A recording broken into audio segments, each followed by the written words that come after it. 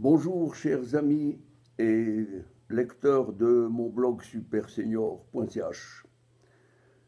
Avouez qu'il est parfois étrange d'apprendre des informations que nous pensions appartenir à un autre temps, à un autre âge.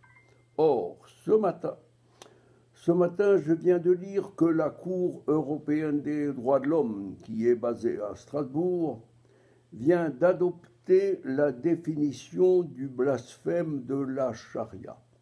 La Cour européenne des droits de l'homme, compétente sur 47 pays européens et dont les décisions sont contraignantes pour les 28 États membres, bientôt 27, a légitimé le code islamique du blasphème dans le souci de préserver la paix religieuse en Europe. Cette décision constitue un dangereux précédent juridique qui permet aux États membres de restreindre la liberté d'opinion si une parole est jugée offensante pour les musulmans et présente un risque pour la paix religieuse. En d'autres termes, mon droit de parler librement est moins important que la protection accordée à ceux qui viennent d'ailleurs pour imposer leurs mœurs venues d'ailleurs. Je suis furieux parce que le 31 juillet 2001, et cela a été confirmé par un arrêt le 13 février 2003, cette même Cour européenne des droits de l'homme a considéré que la charia, la loi de l'islam, était incompatible avec les lois européennes.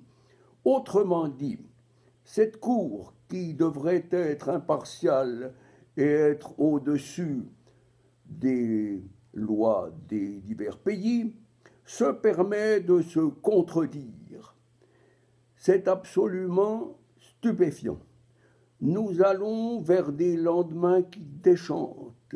La guerre des civilisations et des religions est au menu de ces prochaines années, parce que fort de ce nouvel arrêt permettant de restreindre notre liberté d'expression, les spécialistes qui sont chargés d'islamiser l'Europe s'en donneront à cœur joie et vont pouvoir jouer sur notre terrain en leur faveur. Il y a une contradiction dans cet arrêt d'aujourd'hui et dans l'arrêt REFA du 31/7/2001. Comment voulez-vous continuer ainsi ?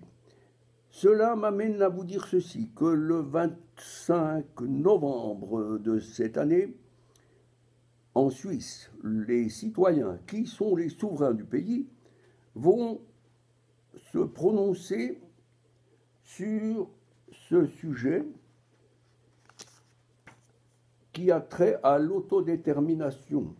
Ça veut dire que les Suisses devront choisir s'ils veulent dire oui à l'indépendance du pays, oui à la Constitution fédérale suisse comme source suprême du droit suisse, et oui à la sécurité du droit dans les rapports entre la Suisse et l'Union européenne, en conséquence, oui à la démocratie directe et au modèle suisse. C'est pour ça que j'invite mes amis citoyens suisses à suivre ce conseil et à voter oui le 25 novembre afin que nous gardions la primauté sur le droit international et que les Suisses restent maîtres de leur destin. Merci de votre attention. Il y va de notre avenir, de l'avenir de nos enfants et petits-enfants. Nous allons avoir des combats durs à mener. Il faudra les mener avec foi et détermination en vue de montrer à ceux qui veulent islamiser le continent, oui, il s'agit de ça, à ceux qui veulent islamiser le continent, que cette terre n'est pas une terre d'islam et que l'islam n'est pas une religion de paix, d'amour et de tolérance. Il vous suffit de lire certains versets violents du Coran que vous ne trouvez pas dans la Bible et dans le Nouveau Testament. Ces versets violents du Coran, je vous en donne un.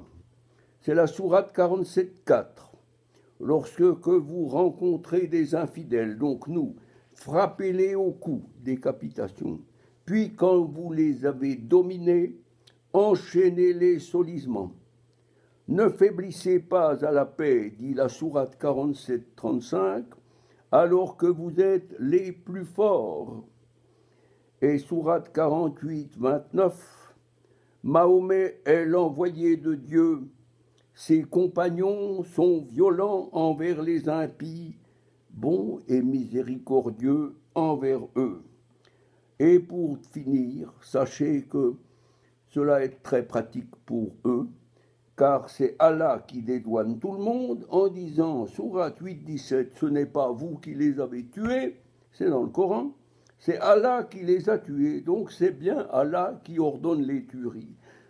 J'espère que vous aurez tous compris vers quel enfer nous nous acheminons si nous donnons suite aux prétentions de nos futurs conquérants que nous devons chasser de nos terres chrétiennes. Merci, bonne journée quand même.